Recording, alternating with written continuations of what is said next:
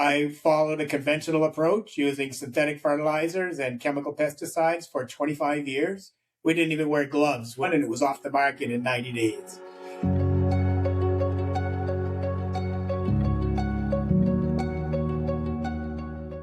By the time I finished, 25 years later, I had independent helmet, air pack, Tyvek suit, because I realized, and then at that point I said, I'm just going from pesticide application to pesticide application. It's a treadmill. There was so much about the registration process that was absolutely not being told to us. I had to take all of my conventional horticultural knowledge on how to grow things and then teach myself organic protocols, because at that time you couldn't go anywhere to get an organic education.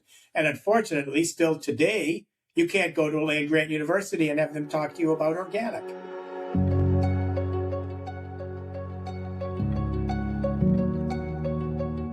So let's talk a little bit about just product swapping, right? Because there's a lot of people that just think that they can swap products.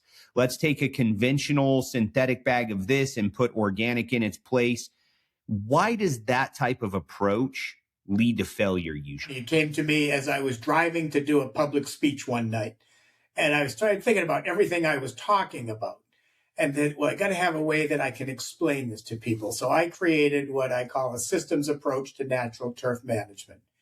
It's not just about product and calendar date, but it focuses first and foremost on the living portion of the soil, everything under our feet. What's going on in the underground portion of the nitrogen cycle and how I need to focus strongly on that.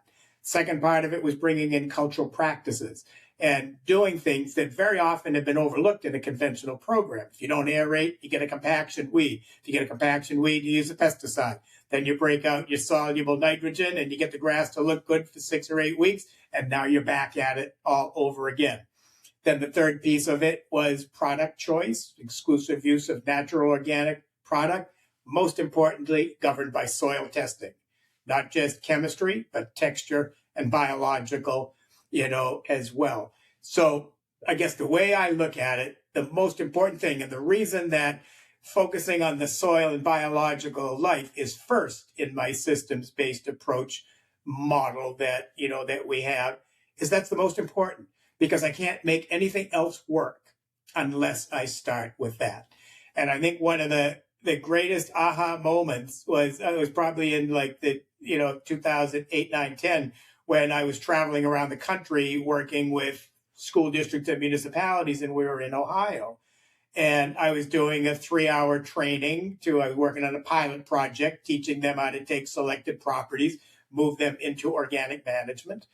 And the fellow, we were in their offices or their auditorium. And then the superintendent, whose park it was, Riverfront Park, where we were, was highly technically educated in turfgrass science.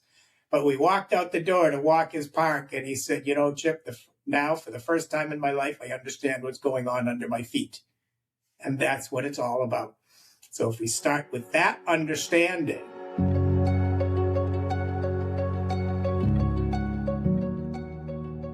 really feeding the soil and not the plant, right? So let's take a technical look, if you could, at the soil food web. Like, how do we do that? What's that transition looking like? In that bag of organic fertilizer, or in that compost, or just simply in that fraction of organic matter itself in the soil, which is continually breaking down and decomposing to release nutrients, that it's the bacterial community that's responsible for breaking that down, getting it into their single cell bodies, and then having the higher level protozoans as predators consume the active bacteria, and the immediate release is ammonium nitrogen that is soluble. It goes into the root of the grass plant. It's an NH4 plus, it's a cation, it's attracted to the exchange sites for nitrogen reserve. Nitrifying bacteria slide in, pick up ammonium, convert it to nitrate. We know that cool season turfgrass, any turfgrass, warm or cool season, prefers its nitrogen, 50% ammonium, 50% nitrate. And if we focus on the bacterial and protozoan community, that's what we get. So that's where that understanding of the soil food web, so you're not going to put this fertilizer down, organic fertilizer, and expect to get a 48-hour reaction. But if you have patience and give it 7 to 10 days, you're going to have greener grass, more steady release of nitrogen, no peak and valley, which I call too much and not enough. If the organic fertility curve is basically a straight line. So that was a great way to explain that, though, Chip. I appreciate that. So you kind of have like a 3-pillar, I guess, approach, right? You said very importantly, soil testing, the big 3, right? That's number 1. You always want to see what's going on in the soil and why chemistry alone isn't, maybe not enough. Now we need to talk about soil biology, which we just did, right? Biomass and diversity and soil texture. Now you gain all that information through soil testing. It's not just a guess. You actually send samples off and do that testing, correct? Most agronomic soil testing is just soil chemistry. Macronutrients, micronutrients, base saturation, cation exchange capacity, organic matter percentage, and it kind of begins and ends there. And they look for deficiencies in the soil and then prescribed, usually salt-based materials, calcium, magnesium, potassium, nitrogen, all salts. And that's how they manage. We don't get involved in any project unless the client agrees to our panel of soil testing. And, it should be understood that a soil test is only a snapshot in time because, texture is constant. Chemistry can be slightly fluctuating, but microbes live for seconds, minutes, hours, weeks, days, months, years, and they change seasonally. So I've done so much biological testing, and I test winter, spring, summer, and fall. And you can see that at different times of the year, well, not winter in the north, but winter down south. So our testing protocol involves testing for soil structure, sand, silt, and clay. Gives me key to the ability of the soil to potentially hold on to nutrients based on clay. It gives me an idea on how that soil might compact, water retention, water movement. So that's important to it. Then we do typical soil chemistry to find out where the macro and micronutrients are, and specifically looking at the first thing I look at in a chemistry test is base saturation to see what I've got there on the exchange sites. Second thing I look at is the organic matter percentage. And then the last thing I look at is NPK. And because you have to get beyond, I have PowerPoint slides that say beyond NPK. And then we take that same sample and it goes under a microscope, and we're identifying total levels of fungi and bacteria. Then we're looking at the active fraction of both groups of organisms, looking at the protozoa, looking at endomycorrhizal colonization, and then making an assessment based on that. Now we've just in the last year and a half gone one step further for what we work with a laboratory in Maine that does a soil health analysis, which integrates chemistry and biology and brings them together. And instead of doing a Malic 3 strong acid extraction, which is conventionally the one that's usually done, we rely on more like a modified Morgan, which is a weak acid extraction, because I don't really care how much nutrients totally in the soil. I want to know what that plant has. And so what's bioavailable. Now, just in the last 6 months, we've incorporated extensive carbon testing, where we're looking at pounds of carbon per acre, water-soluble carbon, which is a byproduct of carbon exudate through photosynthesis. Then we look at what carbon is immediately biologically available and what carbon is there in reserve for future bioavailability. So gathering all this information then helps us get a real snapshot of where we need to go. Talking now, I guess the second pillar would be kind of cultural practices, right? The unsexy but essential basics. Mowing height, aeration, and aggressive overseeding is the primary weed control. Do you still aerate these lawns? What's your mowing heights? Like, let's talk a little bit about that, I guess, right? The things that seem so simple but are so important.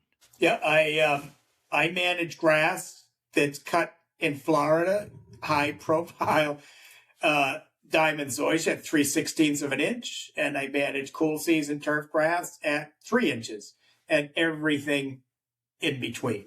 So the cultural aspects, you have to fall back on genetics. So, if you're growing Kentucky bluegrass and repeatedly cutting it at 3/4 of an inch or an inch, which is done on high profile Kentucky bluegrass sports fields. And I have to deal with that. I've done semi-pro, not semi-pro, sorry, AA professional baseball and 1-inch Kentucky blue. I've done NCAA soccer fields at an inch of monoculture Kentucky blue. But the 3 inches is the ideal stress-free height for cool season turf grass. Warm season turf grasses based on genetics, like I said, can be from 3/16 to 2.5 inches, depending on what we're trying to do. If you're looking at cool season turf grass, for every half inch you go below 3 inches, the cost to manage goes up because cultural intensity needs to go up. And cultural intensity is the sum total of everything it takes to grow that grass: water, labor, and input, whether it's input biologically or input for soil chemistry. But if you're going if you're growing it at 1 inch, you're spoon feeding that grass. You're doing something all the time to it. If you're growing it at 3 inches, which is stress-free, you can get by with a much less aggressive program. No matter what it is, if I didn't have that roadmap of soil testing, it would be a guess. And you made an analogy to a medical situation, and that is exactly what happens. You're not going to go and have a doctor do all kinds of things for you without some kind of a preliminary test. Otherwise, it's guesswork. So you get some kind of a test, and hopefully you have a doctor that gives you a legitimate response based on the results of that test. So that's what we follow, and we passed up all kinds of jobs because I'm not going to go in and put myself on the line and guess and say that's what you need to do. Because if I don't know that there's enough active bacteria to break my organic fertilizer down, I'm going to have somebody invest a lot of money in organic fertilizer and they're going to put it down and nothing's going to happen. So then I know that the first thing that I need to do is invest in a $25 gallon of molasses, ramp up the bacterial community so that it is better in a position to break down that organic fertilizer. So in other words, we always want to put the horse before the cart and not the other way around. What about aeration, aggressive overseeding for weed control? Are those things that you do still recommend? Yes, because my feeling and approach is that if I'm looking to reduce synthetic herbicides, something has to take its place. Sure. I can't just pull them out and not do anything.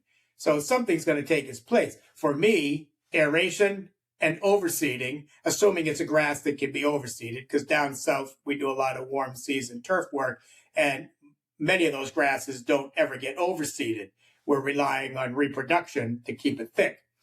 But when I'm developing a cool season turf grass program like you have there in Colorado, I'm trying to get 3 things: modest blade growth so that I can properly photosynthesize. I'm looking to get aggressive root growth, and most importantly, horizontal extension to thicken it up. Grasses don't reproduce as fast as we would like to keep weed pressures at bay. And an interesting thing with turf grass, what a lot of people don't understand, is that an individual grass plant only lives for 12 to 18 months, and then it dies. The system is perennial, but it's based on reproduction and always growing new grasses, whether we're growing with Kentucky blue, which is rhizomatous, whether we're down south and it's stoloniferous, or whether it's like a fescue or a perennial rye, which is a clump former and just sends out tillers. All of that thickens the grass.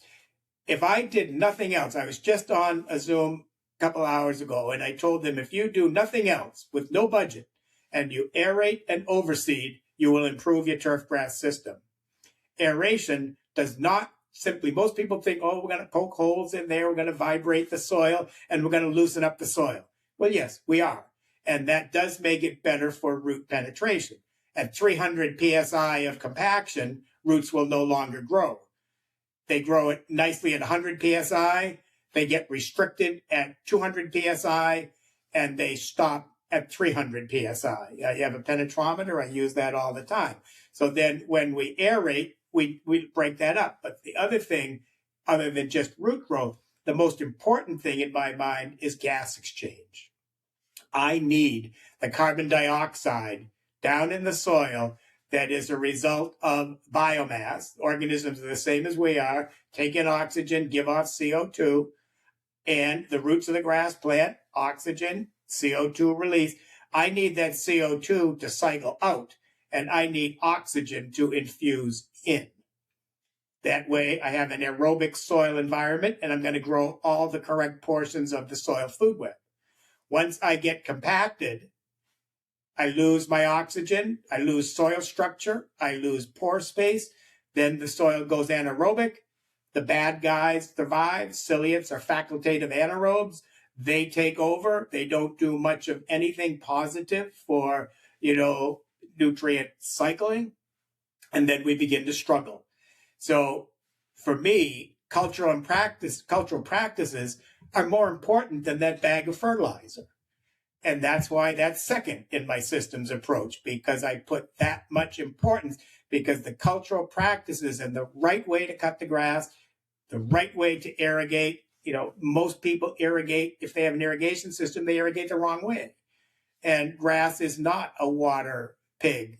Grass likes to be on the edge. Too much water fills the pore spaces with water. You lose oxygen and the grass struggles.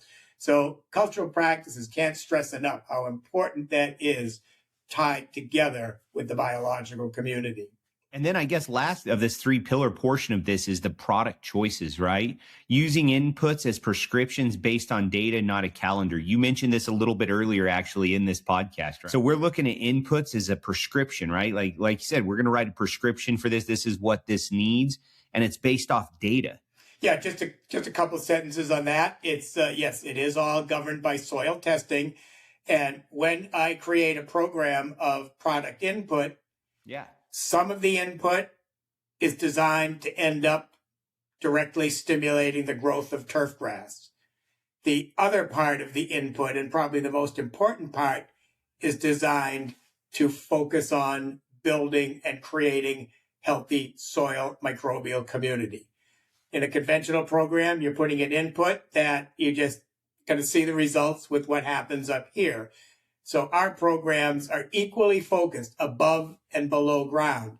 And if we didn't focus it that way, based on soil testing, we probably would not get the results that we generally expect to see. Absolutely. It's kind of what you were talking about. When you use synthetic fertilizers, you get that massive flush. It grows like crazy. And then you get the massive valley and as the, fertilizer wears off. So let's look a little bit at weed thresholds. How do you move your audience or the people that you're dealing with from a zero tolerance monoculture, which sometimes you can't, like in turf fields, right? Or in sports fields, it has to be monocultured per se, Kentucky bluegrass 1 inch, like you were explaining, but to kind of like a functional biodiversity. Maybe there's a few weeds out there. Yes, you don't want them. You're going to get rid of them through overseeding. But how do you move that audience from that zero tolerance to at least accepting, okay, you know what, there could be a few weeds, or, maybe adding other species of grasses in, things like that? So, yeah, I'm an advocate of getting genetic diversity through different grasses in there. So monocultures are the hardest thing to grow. There's no question about that. Monoculture of Kentucky bluegrass is more difficult to grow than diversity of cool season turf grasses. Years ago, I defined successful organic management for pretty high profile turf at less than 5% weed pressures per acre. That is really meaning walking around a 1.3 acre football field and seeing a weed here and a weed there and a weed there, but not 100% monoculture. But then the flip side of that is on an NCAA competition, D1 soccer field, there is no tolerance, right? I have to have that monoculture. I manage large private estates, 55,000 square feet, football size areas of grass, where when I walk in with the client, he's going to say, what's that clover over there? What's that weed over there? So I have that, so there is that expectation. But for general lawn turf, that, I try to tell people that clover is actually good. We all know that. It's a legume. It's a nitrogen fixation plant. Takes atmospheric nitrogen, N2 gas, and deposits it through the bacterial community in the soil. Protozoa come in, and then we get our nitrogen. So that's typically what happens. But, the way I tell people is that expectation that you have of absolutely no clover in your lawn was created for you by pesticide companies in the 1950s that had developed this post-World War II product, and they needed to market it. Prior to that, clover was a highly desirable plant incorporated because it's stoloniferous and it grows perfectly harmoniously with cool season turf grass. If I'm not mistaken, it was actually in seed mixes, correct? All of them. All seed mixes prior to World War II contained Dutch white clover because you didn't need to fertilize. You cut the grass, recycled the grass clippings, you picked up a pound of nitrogen from that. Clover gave you another pound and two plus pounds, and then you got the biological community giving you another half to 3/4. So you got close to your 3 pounds of nitrogen without ever having to buy a bag of fertilizer. But then the pesticide industry, the fertilizer industry came into play. And pesticides, it's widely known that they're a result of chemical warfare research, World War I and World War II. And then synthetic fertilizers in the Haber-Bosch process with anhydrous ammonia created 4600 urea, and they had to find a market for that. So clover, which was a highly desirable plant, now all of a sudden became branded as a bad guy and said, you can't have a good lawn. You've got a weed in there. I have this product that's going to keep your grass in good shape, but it's going to take out all that undesirable weed. And oh, by the way, I have another product over here that I'm happy to sell you that's going to give you all the nitrogen you need when you kill that weed. So as a turf guy, I have slides in every presentation I do that says, I'm going to be very hard pressed to stand here as a turf guy and brand clover as a bad guy, because bringing that genetic diversity, I can understand getting rid of broadleaf plantain. I can understand trying to get rid of some of the undesirable sedges and things like that. And for most of that stuff, we now have organic alternatives that can do that. But clover's another story. But that being said, I do have high profile. I have one really high profile client that doesn't mind the clover and doesn't mind the diversity. And, they actually like it.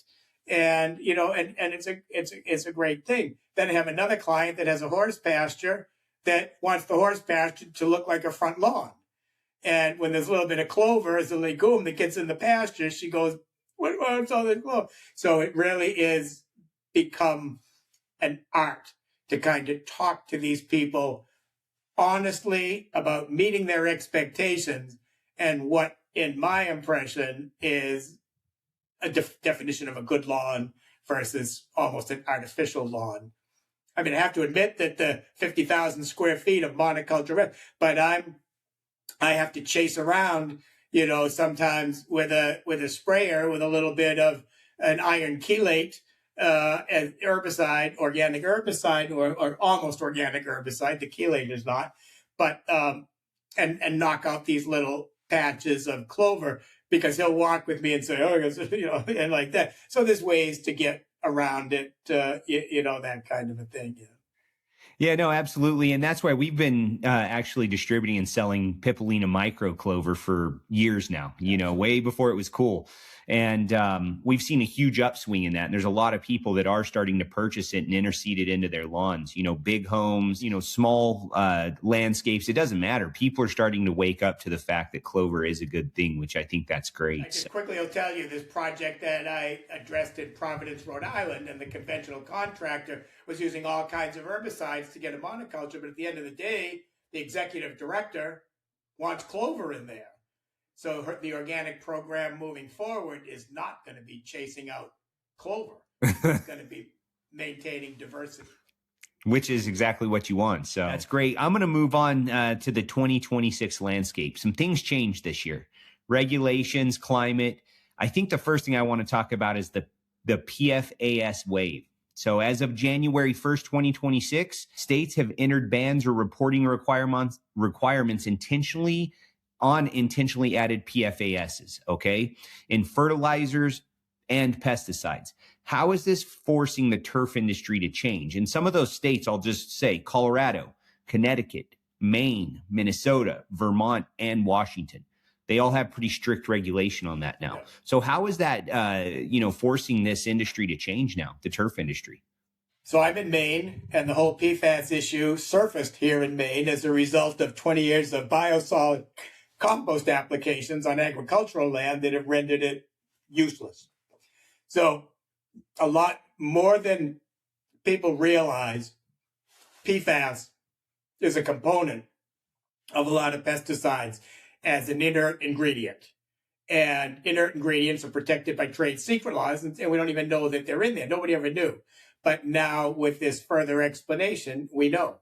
So that's going to force either the manufacturer to eliminate these different, and gosh, I test for PFAS in soils all the time. I do, in addition to all my other testing on certain projects, I do toxicity testing in soils. And gosh, we're looking at like 40 different, of these different PFAS compounds. And they, can be there in really small amounts or in big amounts, but it's going to force manufacturers to take it out as an inert ingredient and reformulate the product, or it's going to take them off the market, not be allowed in these states, which I assume will expand as things move forward in the next 2 to 5 years, that more and more states are going to regulate this. When they see what happens with the buildup over time of these forever chemicals. Absolutely. And that PFAS, like you're saying, it's going to be interesting. You're going to see who had it in their product pretty quick, exactly right. At least in these states. Either they're going to reformulate and rebrand, or they're going to be out of the marketplace. So that, I think it's a great thing. There was a big fight here in Maine when the chemical companies confronted, they actually sidestepped the Board of Pesticide Control, because the Board of Pesticide Control is really just a defender of the pesticide industry. And that's a whole other story. But they cite, the legislature said, you either disclose or your products aren't going to be sold in Maine anymore. So Maine really drew the hard line, and you've got two choices: take your product out of the state or conform. Non-functional turf ban. There's some legislation that's actually been put into place here in the state where we're in Colorado. It's Colorado's bill. It's SB 24-005. And that prohibits high water, cool season turf in commercial and institutional areas. Yep. Fake turf or turf in sports fields, right? Like, actually, you're able to do that. Like at a school, the high school wants to put their football field into a turf that's not living, right? So a regular turf, you can do that. You just cannot do it in any type of institutional areas. Is that correct? Yeah. So I do a lot of work in Colorado, up and down the Front Range. We just had a call last week about this very issue.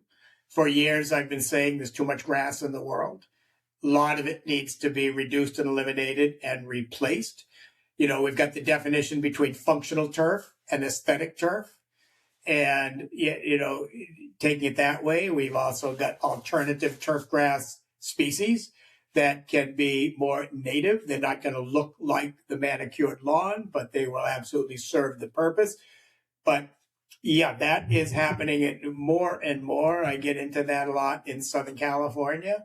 The same type of thing is happening down there. So I'm doing these big HOAs of, 400, 500, 600 homes. People will be allowed to have a very small, reasonable area of managed grass for the aesthetics around their house. But the mandate from the state is going to be that a lot of your open space, common space, has to be taken out of. So now I'm working with the boards of directors of these associations, as well as the contractors, on what a 5-year plan is going to be for compliance, that how we can get rid of this, non-functional grass that just gets watered and fertilized and looked at, into something that is more environmentally sound and compliant with legislation. So could that potentially even be like native grasses that grow there natively, things like that? Is that kind of what you're looking at then? Yeah, native grasses. I mean, there's different types of grasses, and it's all going to be what they determine to be the aesthetic. Now, I've done a lot of work with buffalo grass, which is a grass that's out your way. But buffalo grass is genetically supposed to grow to 6 or 7 inches and stay there and only be cut once or twice a year. One of my National Park Service projects, they put in buffalo grass and cut it every 7 days, and it disappeared because you were contrary to the genetics. So when we're talking about these native grasses, we have to then first decide, do we want something that's going to be 6 or 7 inches and look absolutely beautiful? Or do we want to keep it cut at 3 inches and use a grass that has the genetic capability to continue to survive, reproduce, and grow at a 3-inch mowing height? And there are plenty of options. And that's where you're going to work them through this, because some people might say, hey, give me the 6 to 7 inch tall grass. I don't have to mow it, but 2 times a year. So I'm saving money there. Yeah, exactly right. And environmental impact through, the usage of gasoline and exhaust and all that. So that's great that you're working people through that as well. Look a little bit at climate resilience now. How do organic systems manage extreme heat and drought better than synthetic ones? It's due to the deeper root structures, obviously, and improved water holding capacity in soils. But can you kind of just explain that, like how that actually works? Sure. For, the organic matter fraction of the soil, think of it as a sponge that holds on to water in the rhizosphere, in the immediate portion of the root zone, which typically is, when you look at the horizons, we're typically talking about the A horizon, right? You have the O horizon, which is the organic layer, then the A horizon. That's where you see these levels of organic matter. So as we build organic matter through use of organic fertilizers, which, by the way, synthetic fertilizers do not build organic matter, as we improve organic matter, we're improving the sponge and we're holding moisture longer. We're encouraging a deeper root system. So then that aspect reduces watering. And it's also telling people that if you get in an area like yours, which is arid, then the little bit of rain that you get, you want to hold it there as long as possible. If somebody's using an irrigation system, and typically installers will set a time clock to water 15 minutes a zone 3 times a week, repeat shallow irrigations encourages shallow root. Deeper and infrequent watering encourages deeper root. And that's really the name of the game for getting resiliency in a turf system.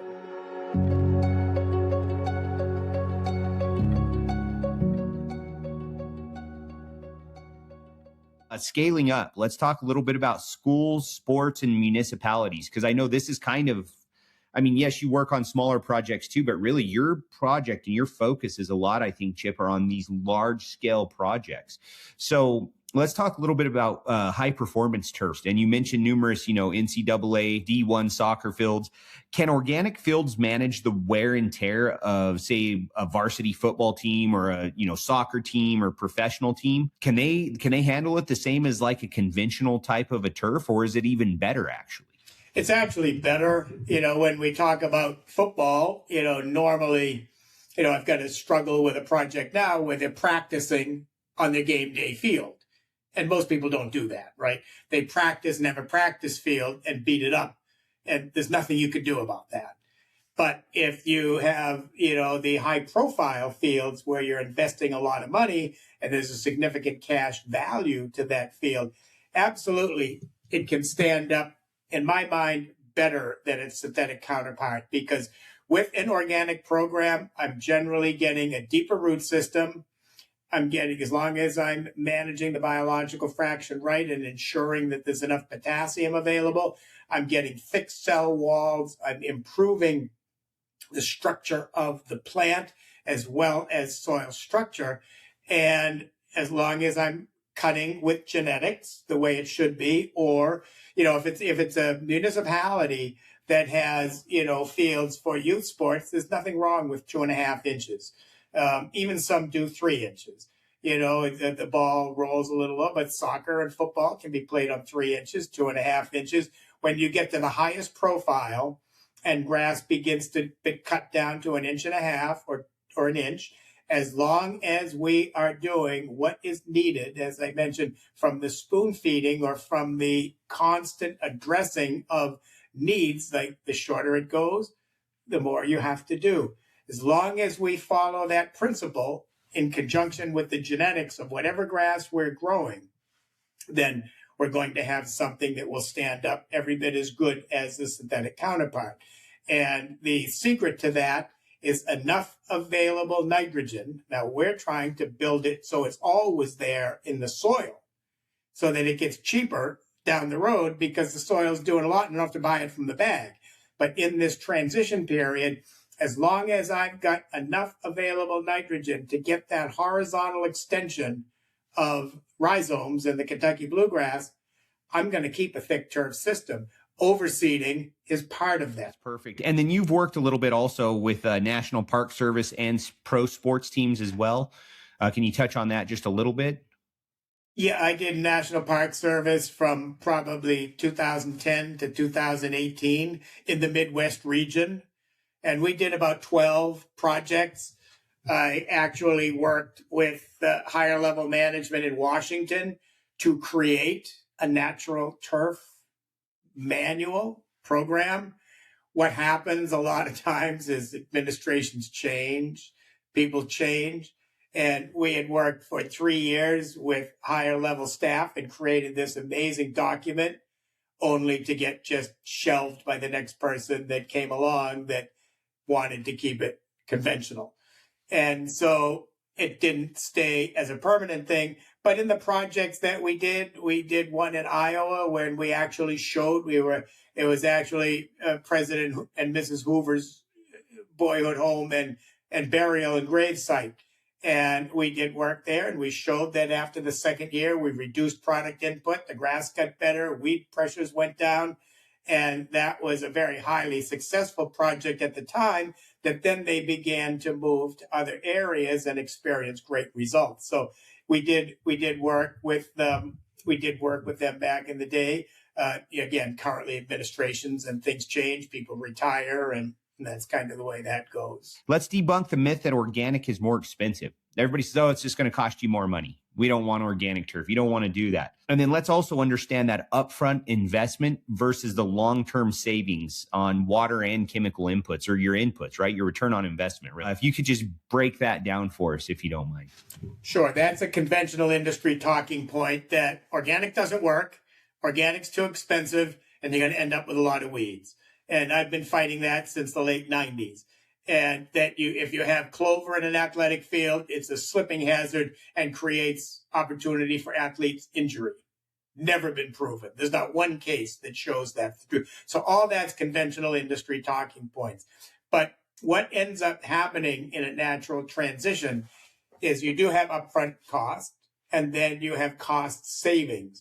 So what you're trying to do is to undo what's been done through inexpensive conventional inputs and redo it with organic inputs. And in a conventional program, I can tell you lots of them never use grass seed. They don't aerate. If they do, maybe once a year, when you understand that the benefits of aeration last 3 to 5 weeks. So if you're doing it once a year, what's the point? So you're always compacted and you're always getting weeds and you're on the weed killer treadmill.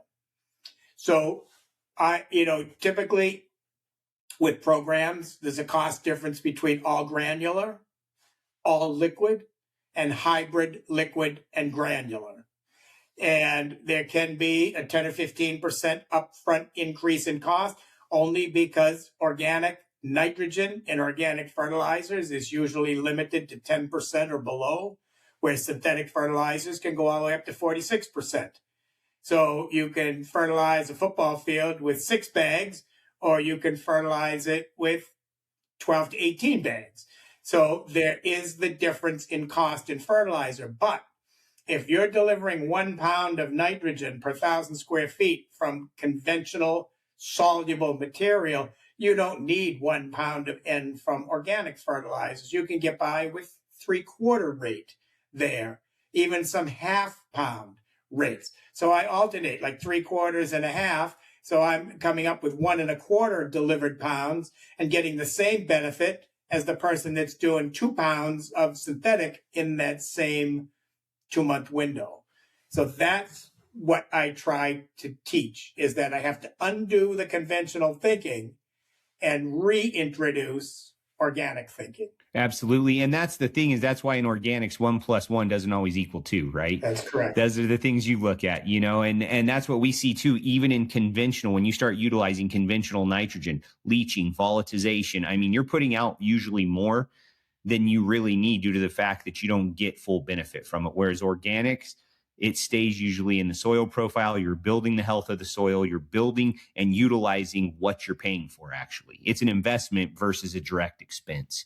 Right. And I have to teach people what volatilization is, because they don't understand that a lot of that has gone that way, or it leaches that way. Yeah. Down in South Florida, on one of my big projects, I was told by the person that I replaced that, well, down here in Florida, the soil's so sandy, we put down twice as much of everything as we know that we need, because we know that half of it's going to end up in the Everglades. Wow.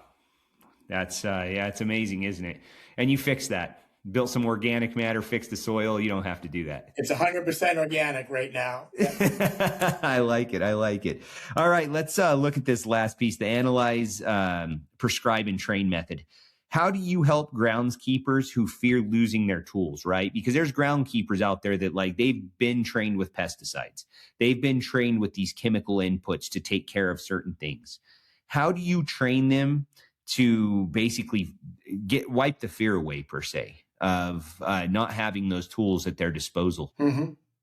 So I coined the phrase years ago called awareness through education. You were trained conventionally, you need to be trained organically. So I'm not going to tell you to forget everything you know about growing turf grass. I'm just going to say you need to open your mind to begin to accept and understand some of the things I'm going to talk to you about, what happens with organic.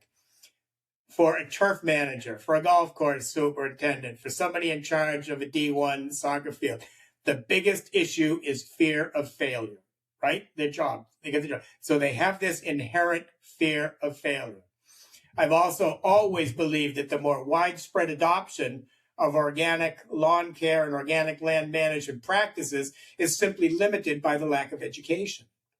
So I'm not looking to come in a high-powered way and insult people and say, what you're doing is terrible, it's wrong. I'm saying, look, you've been doing it this way. You have a deep understanding of what you're doing, but now let me show you the counterpart to that, take away your fear of failure, and show you through pilot projects or understanding. So a lot of my work with municipalities, I mean, when I do a D1 soccer field, it's all or nothing, right? Everything's on the line.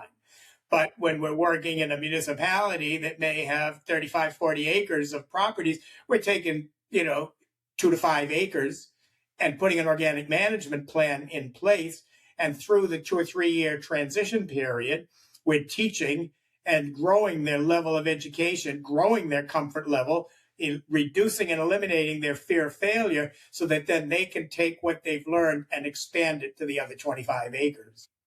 So it's more of just I like what you said, and the simple fact is, like, hey, what you're doing is completely wrong, because immediately you're going to get resistance. It's like, you're an expert at this. Now let me show you another way to do it. And like you said, a D1 field, it's all or nothing, baby, right? You're all in. Whereas in an HOA, you have a little bit of leeway to say, here's 5 acres, you do yours over here the way you prefer, and then I'll do this 5 acres or whatever that looks like. And we can compare and contrast. It's a little easier. The future of turf, AI and precision agronomy. And the precision agronomy side of it, it already sounds like you pretty well have that down through the soil testing, all of those things. But what about like drones, soil sensors, AI mapping? Are you seeing that start to be put into play in the turf industry now? We're seeing it in the agriculture industry a lot, and we work in turf as well. I haven't seen it as much yet in turf. I mean, maybe there's some, but are you starting to see more like moisture sensors and AI being used, those types of things, drones for application? Yeah, we're actually going to be working with a soil sensor project it was actually developed by CU Boulder. And my senior project manager is going to dialogue with them. And this was created for ag, but we're going to do some work with this in turf. It's not going to give me the level of detail that I would get with microscopy, but it will give me a very good idea on what is what is going on. Drones. We actually will be introducing drones for site analysis and observation this spring on some of our bigger projects, where we can oversee, looking at a 2 or 3 acre parcel, getting right up and looking for hot spots that people wouldn't see so that they can be addressed. Because so many times on these big properties, you don't need to deal with the whole 3 acres. You might only need to deal with 15,000 square feet out of over 130,000 square feet. So that part of the technology was brought into it. Robotics is, coming into the equation. GPS, mapping. All irrigation heads now can be mapped with a GPS coordinate to make all of that, so much easier. So that we're all is coming into sort of the high levels of turf management for sure. Man, that's great. That's great. Yeah. And those hot spots, like you say, it's turning it's called precision agriculture when you're dealing with it. It's going to be precision turf management. And you're going to be able to really pinpoint and see what's going on. Like you said, it's a lot cheaper to treat 15,000 square feet versus 3 acres if you only have an issue in those. And that's all precision. Then you're going to go in there, focus on that, and deal with it. I guess this is more of like a legacy question, right? I mean, you've been in this for a long time. You said over 50 years, around 55 years now. What are you looking at, or what do you think the American landscape is going to look like in 20 years, or what would you like for it to look like? Well, knowing what I know about synthetic fertilizer impact and chemical pesticide impact, because I've been very deep in the pesticide issue for 30 plus years, and as well as a hands-on person 25 years before that. So with the changes, with what I've seen happen since the 1950s to 2025, 2026, with negative impacts in all kinds of land areas with this, it's clearly evident to me that we can't go on for another 50 years and have this same chemical intensive approach to land. Otherwise, we're not going to have anything. I mean, we're looking at a lot of the big business, conventional ag, mega farms in the Midwest. Soil is not soil. And it's just a medium that holds the plant root so the plant can grow up. Everything is controlled. I mean, there's no biological life in the soil left. There was actually research scientists went out and proved that. Stayed in a cornfield in Iowa for 24 hours. There's nothing's living in there. And so we can't go on like that. So we have to return the functional productivity to soils. So the way I envision things moving forward and what I would like to see, unfortunately, I'm probably not going to be around to actually see it, but we need to get away from the expectations that were created by a corporation, by an industry to sell product, to generate revenue, to perpetuate their corporation by telling us what our landscape needs to look like. And we need to embrace a more holistic approach, understand that monocultures of non-native, all our grasses in the United States, other than those native grasses that we're talking about replacement, they all came from Western Europe and the British Isles, or China and the Orient and Africa for warm season grasses. So trying to grow a non-native as a monoculture, the two hardest things you can do. Now you're trying to do that together. And it's just not functionally the smart way to approach things. So I'm not saying that everybody have to have a weedy lawn. Everybody has to be looking at weeds everywhere. But it's my firm belief that adopting a lot of the stuff that we've just been talking about here can produce entirely satisfactory results by doing things that are more healthy for the planet, healthy for soils, perpetuating these soils for centuries to come, and not finding out in 75 years that you have all this soil here that's basically no good. And I think we're headed that way. I really do. Deep in my heart, I think we're heading in the right direction, and it's great to see that you're actually you're leading it up, Chip. I mean, at the end of the day, that's the reality of it, and it's neat. I think you're going to see a lot of changes happen even in the nearer future than even 20 years. I think 20 years, we're going to see massive changes. Personally, I think in the near future, we're going to see, we're starting to see this even with the PFAS and those types of things coming in. So, Chip, you often say pesticides don't grow grass. If they do not grow grass, what are they doing to the soil's long-term ability to sustain life? Sure, they don't grow grass. They just take out something that we want removed. If we have a fungus issue, if we have a weed issue, if we have an insect issue, they're all symptoms. They're not the problem. The underlying problem is something, it can be compaction for weeds, it can be something out of balance in the soil with fungi. So what we end up looking at is trying to do the right strategies to work with the genetics of an individual grass to provide healthy soil, healthy biological activity that can work with those genetics and incorporate cultural strategies to produce a healthy grass plant that at the end of the day, we all understand an insect attacks the weak link in the landscape. If we have strong, healthy grass, we're likely not to get insect pressures. And if we have the right balance of fungi in the soil, we're going to suppress most fungal pathogens. Good soil structure takes care of most weed issues. Perfect. Next one, you focus heavily on soil biology testing. For a professional manager, what is the single most important biological marker they should be looking for? The two most important things that they would look at up front is the bacterial community. How much is there in total? Total means active and dormant. And then how much of that is actively working? And if it goes under a microscope, they want to look at the higher level predators, because it's the flagellates and amoeba that consume the active bacteria, and that's the underground portion of the nitrogen cycle. So we need to make sure the underground portion of the nitrogen cycle is adequately working to be able to support the above ground portion.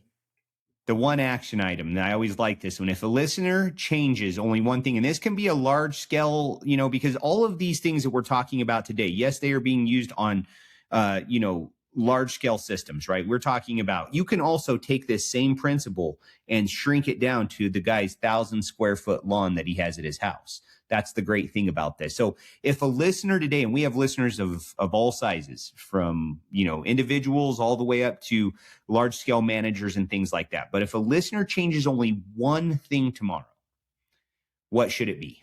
Doesn't matter whether it's the 1,000 square foot lawn or the multiple acre large property.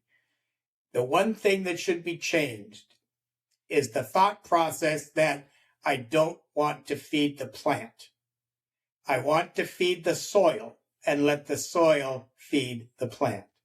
So that means I want to put something in there that's going to grow that microbial community and replace all of that process to get nitrogen generated without the reliance on water-soluble synthetics.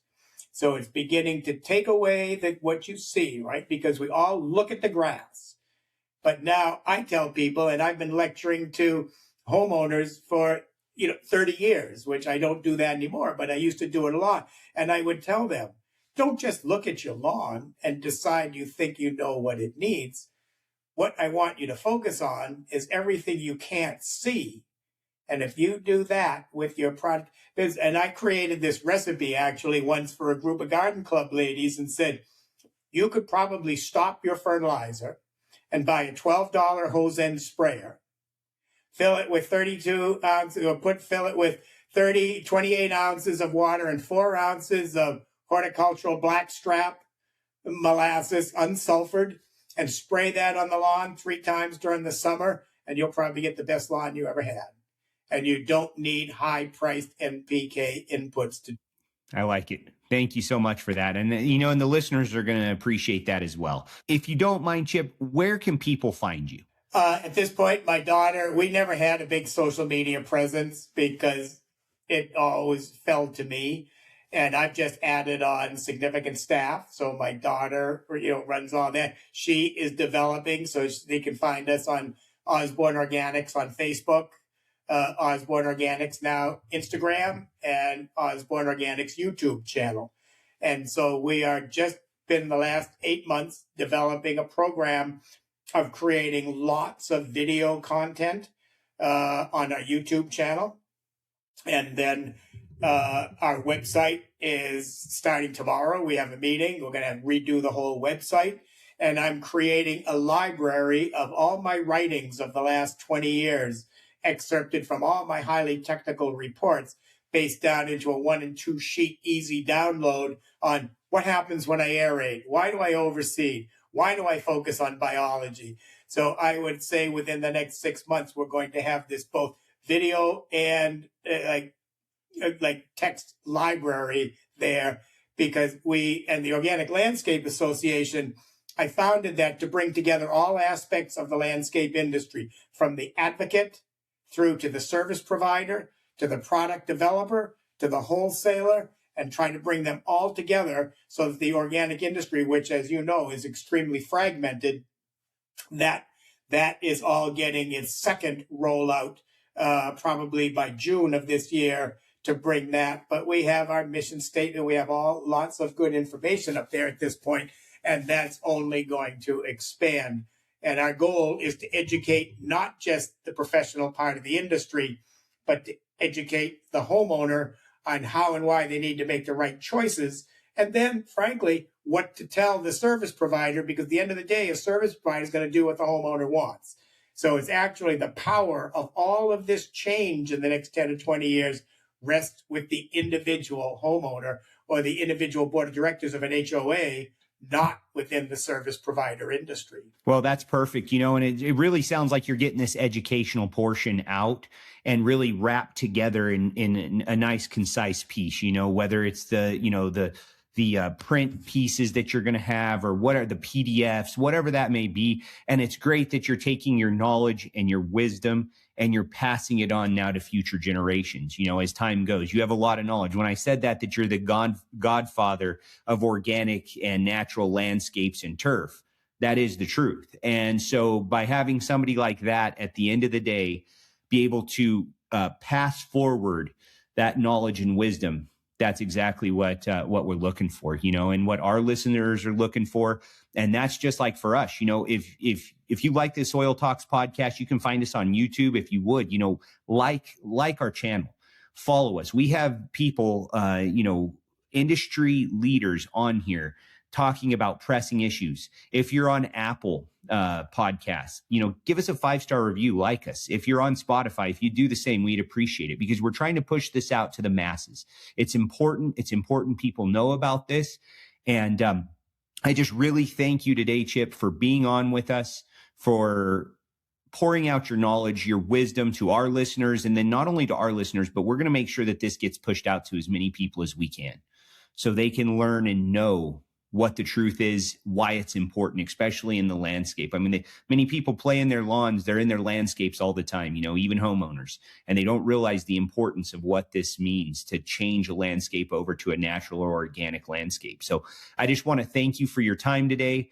Like I said, if you'd like our YouTube channel, follow us. We would appreciate that.